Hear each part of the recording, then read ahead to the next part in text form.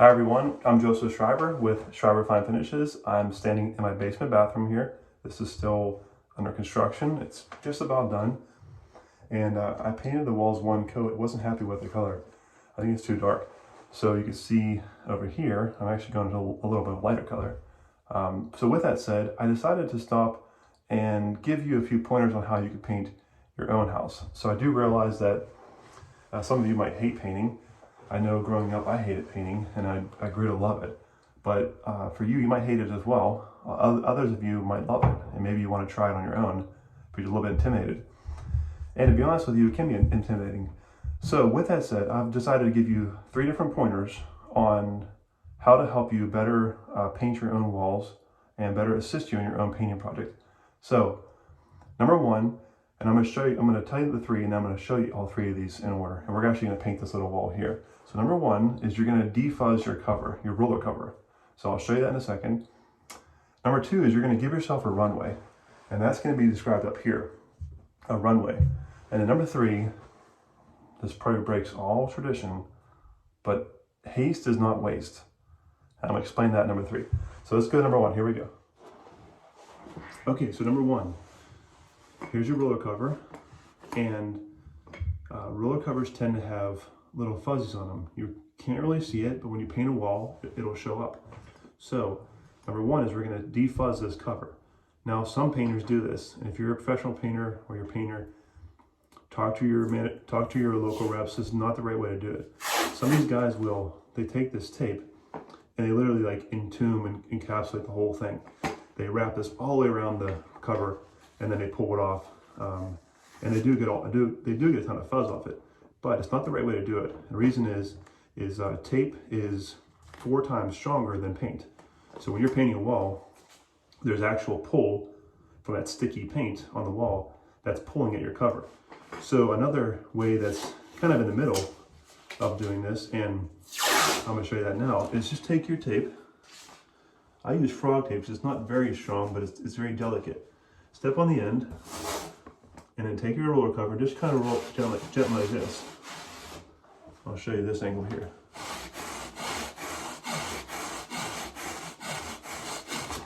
So, rip that off, and if you were to look closely at this, which I can't really show you too closely, but there's a little fuzz on this piece of tape. So, that's number 1. Let's go to number 2. Okay, number 2. We're going to give ourselves what I'm calling a runway. And all that means is just somewhere that your brush can land when you first put it up on the wall. So the goal here is we're trying to paint a crisp, clean, straight line up in this corner. And so what you're actually going to do is actually bring the paint up the tiniest bit onto the ceiling line. In order to do so, you don't just attack that corner because you're going to be up on the ceiling too much. So you want to start down here in this area, okay? So with that said, here's how it works. Get your brush wet. Give yourself a line below where you're going to work at. Get the corner real quick while you're at it, because that's going to be done too. So get yourself a line below, and what you're going to do is you're going to work your way up to the corner. All right. Now I've been doing this for a decent amount of time, so I can pretty confidently approach and attack that corner. But if you're still new at this, then take your time, get up there, and when you find that right spot, go ahead and just let your tip, your brush, run alongside there, or run along that corner. Now I like to work from my right to my left. Now a lot of painters are the opposite, and that's fine with me, but that's just how I feel comfortable with it. I know my dad is a painter. He does the other ways as well. So give yourself a runway. Let's go to number 3. All right, number 3. Haste is not waste. Now I know you were taught that growing up, and for the most part that's true. But in this sense, it's not necessarily a bad thing to be fast. Now I'll show you what I mean. Growing up, you know how teachers would say to you in school, in art class, for example, that they want you to draw a straight line. Well, the tendency is to take that pencil and take a good old time and slowly draw a straight line. But what happens is, by focusing so much on the line, you end up being a little bit squiggly or crooked.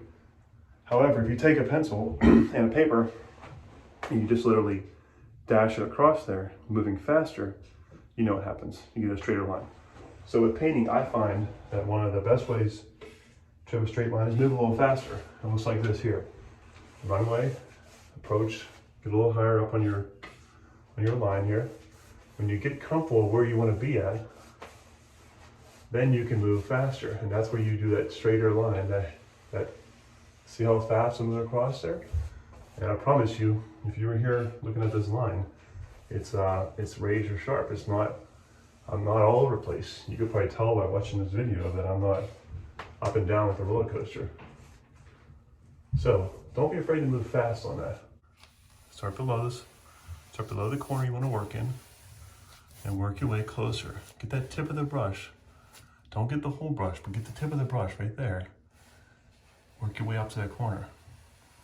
All right, get a little closer now.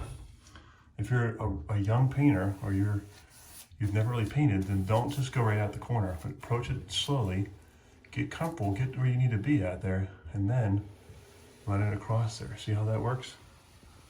I promise you, this is a very easy way to paint your own home.